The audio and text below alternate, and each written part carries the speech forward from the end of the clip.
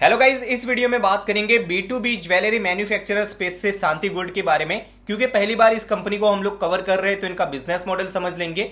ये कंपटीटर है sky gold के, तो उनके साथ भी कंपेयर करेंगे। Q1 FY27 के नंबर्स को डिस्कस करेंगे, कॉन कॉल को डिस्कस करेंगे एंड समझने की कोशिश करेंगे as of now Shanti gold investment के लिए कैसी अपॉर्चुनिटी दिख रही है। तो सबसे पहले इनके बिजनेस मॉडल की बात करें तो बहुत सा सिंपल सा बिजनेस मॉडल है। ये B2B ज्वेलरी मैन्युफैक्चर करते हैं, जो अपने ये मतलब रिटेल ज्वेलरी स्पेस की जो कंपनी है कल्याण वगैरह हो गई, उनके लिए ये लोग यहाँ पे ज्वेलरी मैन्युफैक्चर करते हैं, डिजाइन करते हैं और उनको यहाँ पे प्रोवाइड करते हैं। इनका बिजनेस यहाँ पे स्काई गोल्ड से अलग कैसे है, मतलब वो सिमिलर ही है ऑलमोस्ट बिजनेस मॉडल, तो ठीक है। थोड़ा सा मतलब ये अलग कैरेट में डील करते हैं वो लोग। मतलब स्काई गोल्ड का जो पोर्टफोलियो थोड़ा सा यहाँ पे डाइवर्सिफाइड है, वो एक डिफरेंस है, लेकिन ओवरऑल बिजनेस मॉडल दोनों का सेम ही है। सिर्फ फर्क इतना है कि जो ये अपना है शांति गोल्ड, ये साउथ से कंपनी शुरू हुई थी और साउथ के अंदर जो बड़े प्लेयर्स हैं वो इनके जैसे कल्याण हो गया, मालाबार ज्वेलर्स हो गए, ये सारे इनके यहाँ पे क्लाइंट है। जबकि स्काई गोल्ड जो है आपको पता ही यहाँ पे इंडिया के लगभग जितने भी बड़े रिटेलर्स हैं वो सारे यहाँ पे चाहे ऑर्गेनाइज्ड हो या फिर अनऑर्गेनाइज्ड हो, सारे ही बड़े प्लेयर्स यहाँ पे स्काई गोल्ड से जुड़े हुए हैं, ठीक है। लेकिन ये नई कंपनी है जो शांति गोल्ड है, वो साउथ में ये लोग यहाँ पे ज्यादातर बड़े जो रिटेलर्स हैं उनके साथ बिजनेस करते हैं, लेकिन ये नॉर्थ एरिया हो गया, वेस्ट एरिया हो गया, वहां पे अभी अपने आप को एक्सपांड कर रहे हैं। नए फैसिलिटीज भी इन्होंने स्टार्ट किए, तो उसके बारे में बात करेंगे। तो ओवरऑल बिजनेस मॉडल सिमिलर है, वही यहाँ पे ज्वेलरी मैन्युफैक्चर करते हैं, डिजाइन करते हैं और प्रोवाइड करते हैं यहाँ पे रिटेल ज्वेलर्स को, रिटेल ज्वेलरी कंपनीज को, ठीक है। तो आइए सबसे पहले देखते हैं इनका यहाँ पे Q1 FY27 का numbers. So ya let's begin with the numbers. So सबसे पहले बात करते हैं यहाँ पे रेवेन्यू की। तो यहाँ से जो रेवेन्यू है इनका 716 करोड़ आसपास का रेवेन्यू किया इन्होंने। और बात करें यहाँ पे ईयर ऑन ईयर लगभग यहाँ पे 145% की ग्रोथ देखने को मिली है पिछले Q1 FY26 के कंपेरेटिवली। ग्रॉस प्रॉफिट इन्होंने यहाँ पे रिपोर्ट किए हैं 42% के, और ग्रॉस मार्जिन यहाँ पे जो है वो 10.9% के। लेकिन ये सस्टेनेबल नहीं है, आगे बात करते हैं इनके मार्जिन की। इबिडा मार्जिन रिपोर्ट किए 10% के, टोटल इबिडा में ग्रोथ हुई है 39% की, और पैट इन्होंने किया है 50 करोड़ का, लगभग यहाँ पे मतलब 50.5 करोड़ का है। एंड ओवरऑल पैट के अंदर लगभग 47% की ग्रोथ है, और पैट मार्जिन इन्होंने रिपोर्ट किए हैं इस क्वार्टर के अंदर 7.1% के। वॉल्यूम्स ग्रोथ अगर आप लोग देखोगे 61% का वॉल्यूम ग्रोथ है, मतलब यहाँ पे 522 kg सोना यहाँ पे इन्होंने जो है वो मतलब मैन्युफैक्चर किया है इस क्वार्टर के अंदर। और इनका टोटल कैपेसिटी था इससे पहले लगभग 2700 करोड़ का, ठीक है। तो लगभग इनका जो यूटिलाइजेशन फुल ईयर बेस पर निकल के आता है वो 75% आसपास का निकल के आता है। लेकिन अभी तो दो नए नए कैपेसिटी इनके आ रहे हैं, तो वो तो कोई इश्यू है नहीं इनके लिए। वॉल्यूम जो है इनका कॉन्टिन्यूसली बढ़ा है, अगर देखोगे वॉल्यूम ग्रोथ अच्छा है इनका Q1 Q भी और ईयर ऑन ईयर भी, ठीक है। लेकिन मेरा अभी मार्जिन्स को लेके जो डाउट है वो आपको क्लियर करता हूँ। सबसे पहले तो जो इन्होंने यहाँ पे ग्रॉस मार्जिन्स रिपोर्ट किए या फिर इबिडा मार्जिन्स इतने हाई रिपोर्ट किए हैं, लगभग यहाँ पे डबल डिजिट के, तो ये पॉसिबल नहीं है दोस्तों B2B ज्वेलरी मैन्युफैक्चरिंग स्पेस के अंदर। ये इनके जो है वो इन्वेंटरी गेंस की वजह से हुए, प्लस यहाँ पे इन्होंने थोड़ा सा अकाउंटिंग मेथड चेंज किए, उसकी वजह से यहाँ पे ये गेंस आपको इतने दिख रहे हैं। बाकी नॉर्मलाइज बेस पर ये लोग टारगेट कर रहे हैं 7.5 to 8% का फुल ईयर इबिडा। और ये पिछले ईयर आपको इतना ज़्यादा इबिडा परसेंटेज क्यों दिख रहा है, क्योंकि पिछले ईयर से पहले इनका IPO आया था। सो IPO का जो इनको फंड मिला था ना, उससे इन्होंने यहाँ पे इन्वेंटरी खरीदी थी, सोना खरीदा था, उसको हैज किया था। और उसके बाद अचानक से रैपिडली, आपको पता है सोने के जो प्राइजेस है वो काफ़ी रैपिडली बढ़े, तो उसका यहाँ पे हैजिंग का फायदा मिला, तो इनको इन्वेंटरी गेंस मिले थे, उसकी वजह से इन्होंने इतने ज़्यादा पैट मार्जिन्स और यहाँ पे इतने ज़्यादा इबिडा मार्जिन्स उस क्वार्टर के अंदर रिपोर्ट किए थे। इवन के फुल ईयर बेस पर भी 6.26% आसपास के, मतलब ऑलमोस्ट यहाँ पे 6.5% के पेट मार्जिन फुल ईयर बेस पर FY26 में रिपोर्ट किए थे। लेकिन वो टोटली जो गोल्ड की इन्वेंटरी के गेंस इनको मिले थे प्राइस हाइक की वजह से, उसकी वजह से थे। बाकी नॉर्मलाइज बेस पर उतना पॉसिबल नहीं है। ये लोग टारगेट कर रहे हैं इबिडा मार्जिन 7.5 to 8% का, एंड पेट मार्जिन ये लोग टारगेट कर रहे हैं अराउंड 4% का, ठीक है। तो यही है। बाकी अगर देखोगे आप लोग यहाँ से, तो इनके क्लाइंट वगैरह देखोगे आप लोग, तो आपको पता है कल्याणी एक आपको दिख रहा होगा, जो आपने सुना होगा नाम, शायद कला मंदिर का सुना होगा। बाकी कोई बड़ा नाम एज ऑफ नाउ इनके अंदर नहीं दिख रहा है। आगे देखेंगे ये लोग मतलब नॉर्थ के अंदर अभी तो एंटर हुए हैं, अभी तो इनका मैन्युफैक्चरिंग जयपुर के अंदर भी आ रहा है, मुंबई के अंदर एक और स्टार्ट हो गया इनका। सो वो यहाँ पे टाइम के साथ देखेंगे कि ये लोग कितने क्लाइंट ऐड कर पाते हैं। लेकिन एज ऑफ नाउ तो जो साउथ वाले क्लाइंट है वही इनके पास यहाँ पे ज़्यादा क्लाइंट्स है, ठीक है।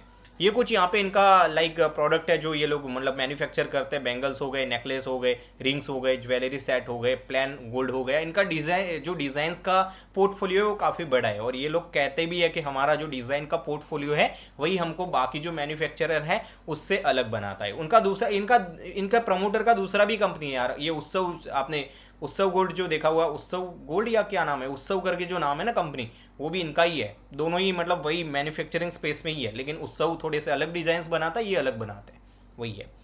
ये यहाँ पे इनका लाइक जो मैन्युफैक्चरिंग फैसिलिटी आ रहे हैं उसके बारे में इंफॉर्मेशन है। सबसे पहले इनका जो है वो मुंबई के अंदर था, अंधेरी में, जो अभी भी है। मतलब सबसे पहला फैसिलिटी जो एकमात्र फैसिलिटी था वहाँ पे ये लोग क्या बना, मतलब इनका 2700 केजी का पर एनम का फैसिलिटी था। देन यहाँ पे कैपेसिटी एक्सपेंशन इन्होंने किया अभी रिसेंटली मारोल के अंदर, अभी जून के अंदर ये फैसिलिटी शायद स्टार्ट हुआ, हाँ जून के अंदर। टोटल 4000 केजी का और यहाँ पे कैपेसिटी इन्होंने इंस्टॉल किया। तो यहाँ पे 2700 केजी का था, ये 4000 कुछ और ऐड किए, ठीक है। तो टोटल कितना हो गया, अबाउट यहाँ पे 6700 केजी आसपास का यहाँ पे इनका टोटल कैपेसिटी हो गया। देन इन्होंने जयपुर के अंदर भी एक ज़मीन खरीदी है, वहाँ पे भी इनका जो है वो ज्वेलरी का और एक यहाँ पे प्लांट आ रहा है 1200 केजी, ये इनका यहाँ पे ऐड हो जाएगा। तो टोटल जयपुर के आने के बाद ये जयपुर वाला फैसिलिटी अभी अंडर कंस्ट्रक्शन है, ये टाइम लगेगा यहाँ पे ऑपरेशनल होने में। तो देन इनका टोटल कैपेसिटी हो जाएगा 7900 केजी का, ठीक है। अभी तो इनका ये वाला जो फैसिलिटी है ना मुंबई वाला, वही पूरा यूटिलाइज नहीं हुआ। ऑल दो यहाँ पे ये पूरे साल में ये भी यूटिलाइज हो जाएगा और ये भी, ये दोनों से रेवेन्यू आएगा। जयपुर वाला भी बाद में ऐड हो जाएगा। तो एज ऑफ नाउ आने वाले 2-3 साल के ग्रोथ के लिए तो शायद यहाँ पे इनका जो है वो पूरा कैपेसिटी इनके पास हो चुका है, लाइक 7900 केजी का, ठीक है। तो अच्छी खासी वॉल्यूम ग्रोथ ये लोग 30 to 40% आने वाले 2-3 साल के लिए अच्छे से रिपोर्ट कर सकते हैं, ठीक है। सो या ओवरऑल नंबर्स तो काफ़ी अच्छे हैं इनके। अगर आप लोग देखोगे तो रेवेन्यू ग्रोथ अच्छी है, मार्जिन्स नॉर्मलाइज बेस पर इतने ये लोग रिपोर्ट नहीं कर पाएंगे। और बाकी यहाँ पे इन्होंने टारगेट दिया है, वो आगे बात करते हैं हम लोग कौन कॉल की। ये कन्फ्यूज़न अगेन आपको दूर कर दूँ, ये इन्वेंटरी गेंस की वजह से इतने इबिडा मार्जिन्स थे, इवन कि ये भी, ठीक है, ये नॉर्मलाइज बेस पर इतने पॉसिबल नहीं है। बाकी आइए बात करते हैं कंपनी ने कॉन कॉल में क्या बोला है। सो या सबसे पहले तो कंपनी ने यहाँ पे मार्जिन्स को लेके जो है वो गाइडेंस दिया है। ये लोग यहाँ पे 4% के PAT margins full year base पर टारगेट कर रहे हैं, उससे ज़्यादा ही करेंगे मेरे ख्याल से, लेकिन टारगेट कर रहे हैं 4% का। एंड इबिडा मार्जिन 7.5 से 8% का इबिडा मार्जिन ये लोग यहाँ पे टारगेट कर रहे हैं। तो जो डबल डिजिट का इबिडा मार्जिन ऑलमोस्ट यहाँ पे इस क्वार्टर में दिख रहा है, वो फुल ईयर बेस पर सस्टेनेबल नहीं है। आने वाले क्वार्टर्स में इनका जो मार्जिन है वो घटेगा और फुल ईयर बेस पर 7.5 to 8% का इबिडा मार्जिन का इनका टारगेट है। गाइडेंस की बात करें यहाँ से, तो गाइडेंस इनका जो है वो इन्होंने बोला है कि 3500 करोड़ का 50 to 60% के ग्रोथ का बोल रहे हैं, लेकिन ये लोग बोल रहे हैं कि हमारा जो टारगेट है वो 3500 करोड़ का टॉप लाइन ग्रोथ का है। पिछले साल इन्होंने 2000 करोड़ आसपास का रेवेन्यू किया था और इस साल ये लोग 3500 करोड़ के आसपास का रेवेन्यू का सोच रहे हैं। बाकी ये लोग कह रहे हैं हमारा जो गाइडेंस है वो हम लोग रिवाइज कर सकते हैं दिवाली के बाद, Q2 के बाद। यहाँ पे Q3 के अंदर ये लोग कह रहे हैं दिवाली बाद हम लोग देखेंगे कैसा डिमांड रहता है फेस्टिव सीजन्स के अंदर, देन हम लोग हमारा जो टॉप लाइन का गाइडेंस है वो रिवाइज कर सकते हैं ना Q3। बाकी यहाँ पे वॉल्यूम ग्रोथ 30 to 40% के वॉल्यूम ग्रोथ का बोला है, जो कि काफ़ी अच्छा है। बाकी जो इबिडा मार्जिन्स के अंदर इतने स्पाइक्स देखने को मिले वो अगेन बता देता हूँ आपको। एक तो यहाँ पे इनके अनरियलाइज्ड जो गेंस थे इन्वेंटरी के, उसकी वजह से। देन यहाँ पे इन्होंने अपना लाइक इन्वेंटरी काउंटिंग का मेथड चेंज किया है। पहले ये लोग फीफो मेथड को यूज करते थे, अभी यहाँ पे वैक मेथड को यूज करते हैं। दैट्स वाई यहाँ पे इनका जो है वो इतने गेंस दिख रहे हैं और इतने ज़्यादा इबिडा मार्जिन्स दिख रहे हैं।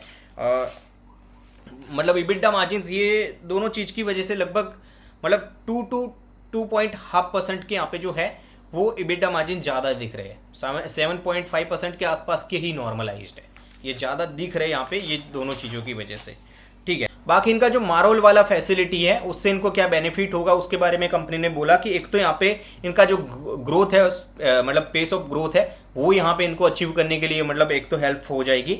और बाकी यहाँ पे इसका जो है वो इंफ्रास्ट्रक्चर वगैरह भी अच्छा रहेगा। तो ये लोग कह रहे हैं हमारे जो रिटेलर्स है, जो लार्जर रिटेलर्स है, उनको अच्छे से हम लोग यहाँ पे कैटर भी कर पाएंगे। और जयपुर वाला जो इनका फैसिलिटी है उसमें टोटल कैपेक्स लगेगा इनका 47 करोड़ का, ठीक है। और ये ऑपरेशनल हो जाएगा नवंबर या दिसंबर के आसपास। तो नवंबर या फिर दिसंबर के आसपास इनके टोटली जो तीनों कैपेसिटी प्लांट है वो यहाँ पे टोटली ऑपरेशनल हो जाएंगे। उसके अलावा यहाँ पे इन्होंने जो इनका इंटरनेशनल बिजनेस है वो अभी as of now total business का 4% इनका revenue international business export business से आता है। और एक्सपोर्ट बिजनेस का दोस्तों बढ़ना काफ़ी ज़्यादा जरूरी है। स्काई गोल्ड ने भी बोला है कि हमारा 20% आने वाले मतलब टाइम में हमारा 20% रेवेन्यू एक्सपोर्ट से आएगा। तो ये लोग कह रहे हैं इनका अभी दुबई में ऑफिस आ रहा है, वो ऑफिस जैसे ही ऑपरेशनल होगा तो ये लोग कह रहे हैं उस वजह से हमारा जो है एक्सपोर्ट आने वाले टाइम में हर एक कंट्री से बढ़ेगा। तो 4% का जो अभी आप लोगों को एक्सपोर्ट दिख रहा है वो आने वाले टाइम में बढ़ेगा। तो ये यहाँ पे कॉन कॉल के कुछ इंपॉर्टेंट पॉइंटर्स थे जो डिस्कस किए मैंने आपके साथ यहाँ पे। उसके अलावा तो कुछ भी चीज़ थी नहीं। बाकी हाँ, अब बात करते हैं वैल्यूएशंस एंड मेरे कंक्लूजन की। तो वैल्यूएशंस की बात करें तो 3500 करोड़ का ये लोग यहाँ पे रेवेन्यू का बोल रहे हैं, उसके ऊपर 4% के पेट मार्जिन का बोल रहे हैं। हो सकता है उससे ज़्यादा भी करे, लेकिन कर रहे मतलब हम लोग अज्यूम करके चलेंगे जो मैनेजमेंट बोल रहा है 4% वही। तो इनका टोटल यहाँ पे FY27 का जो पैट निकल के आता है वो 140 CR का निकल के आता है, ठीक है। एंड पिछले साल इन्होंने कितना पैट किया था, वो भी 140 CR का। तो पैट के अंदर तो कोई ग्रोथ नहीं होगी, लेकिन नॉर्मलाइज बेस पर जो इनका पैट था पिछले मतलब ऑपरेशनल जो ऑपरेशंस है बिजनेस ऑपरेशंस, उसकी वजह से जो पैट था लास्ट ईयर वो था 80 करोड़ का, ठीक है। तो उसके कंपेरेटिवली लगभग 90% आसपास की ग्रोथ होगी यहाँ पे पैट के अंदर। लेकिन पैट इनका यहाँ पे 140 करोड़ का होगा तो फॉरवर्ड पी इनका निकल के आएगा मात्र 13 का पी फॉर द 60-70% का ग्रोथ इंजन। तो अच्छा है, लेकिन आप लोग यहाँ पे कंपेयर करोगे स्काई गोल्ड से तो यहाँ पे बहुत चीज़ है। जैसे एज ऑफ नाउ तो इनका ग्रोथ आ रहा है, लेकिन इनके अगर क्लाइंट देखो तो काफ़ी लिमिटेड क्लाइंट है। मतलब रेवेन्यू का जो फोकस है वो कुछ कॉन्सेंट्रेशन यहाँ पे कुछ चुनिंदा क्लाइंट्स के ऊपर है। तो अभी ये नॉर्थ के अंदर कितना एक्सपांड कर पाते हैं वो भी अनसर्टेनिटीज है। काफ़ी छोटी कंपनी है, मैनेजमेंट मेरे को काफ़ी अच्छा लगा इनका। लेकिन स्काई गोल्ड से आप लोग देखोगे तो स्काई गोल्ड का फॉरवर्ड पी लगभग 25 आसपास आता है, तो लगभग आधे से भी ज़्यादा का फर्क है स्काई गोल्ड के कंपेरेटिवली। लेकिन स्काई गोल्ड के साथ हमको दोस्तों वो ट्रस्ट मिलता है कि पिछले काफ़ी साल से स्काई गोल्ड ने कंटिन्यू जो है वो अपने आप को रीस्टैब्लिश किया है और कंटिन्यू अपने आप को प्रूव किया है। और अभी इतने हायर बेस के ऊपर भी अगर देखोगे आप लोग तो इनका यहाँ पे पिछले साल टोटल यहाँ पे 2000 करोड़ का रेवेन्यू इन्होंने किया था। अभी स्काई गोल्ड यहाँ पे एक क्वार्टर के अंदर उतना रेवेन्यू करता है, ठीक है। और बोल रहा है यहाँ पे कि 8000 करोड़ का जो उन्होंने गाइडेंस दिया था 8100 करोड़ का, उसको भी ये लोग यहाँ पे इंक्रीज करने वाले हैं Q2 के अंदर, ठीक है। तो स्काई गोल्ड के साथ हमको वो ट्रस्ट मिलता है और इसी वजह से आप लोग देखोगे तो देखेंगे आगे यहाँ पे कंटिन्यू इसी तरीके से अगर एग्जीक्यूट करता रहा यहाँ पे शांति गोल्ड तो आने वाले क्वार्टर्स में देखेंगे। लेकिन एज ऑफ नाउ तो मार्केट का जो ट्रस्ट है वो यहाँ पे स्काई गोल्ड के साथ है। और स्काई गोल्ड के साथ हम लोगों को यहाँ पे कंफर्ट मिलता है क्योंकि स्काई गोल्ड के मैनेजमेंट ने जो बोला है वो करके दिखाया है। अभी अगर बात करोगे यहाँ पे ये क्या बोलते हैं इतना शांति गोल्ड का, तो थोड़ा सा यहाँ पे कॉन्सेंट्रेशन कुछ क्लाइंट्स के ऊपर ज़्यादा है। प्लस यहाँ पे जब तक यहाँ पे स्काई गोल्ड कर रहा है यहाँ पे मतलब एग्जीक्यूट कर रहा है तब तक शायद मार्केट रिवॉर्ड इनको इतना ना ज़्यादा करे। इसी वजह से इनका फॉरवर्ड पी केवल 13 का आ रहा है 140% के ग्रोथ के बाद भी, ठीक है। तो वही चीज़ है। बाकी आज के दिन मैं अगर यहाँ पे एज एन इन्वेस्टर भी अगर मैं दोनों में से चूज मेरे को करना होगा तो मैं स्काई गोल्ड के साथ जाना ज़्यादा प्रेफर करूंगा। इसका मतलब ये नहीं कि शांति गोल्ड खराब कंपनी है, लेकिन मेरा जो है वो कंफर्ट स्काई गोल्ड के साथ ज़्यादा रहेगा। बाकी आपके कोई भी डाउट्स है तो कमेंट्स बॉक्स में शेयर करते रहिएगा। कुछ यहाँ पे AI की प्रॉक्सी कंपनीज हैं उनके यहाँ पे अपकमिंग वीडियोस में लेके आऊँगा। पे ये जो कंस्ट्रक्शन एंड इक्विपमेंट वाला स्पेस है उसको मैं यहाँ पे मतलब उसको कवर करेंगे, देन आगे के दूसरे कंपनीज के बारे में देखेंगे, ठीक है। बाकी मिलते हैं नए वीडियो में। Thanks for the watching.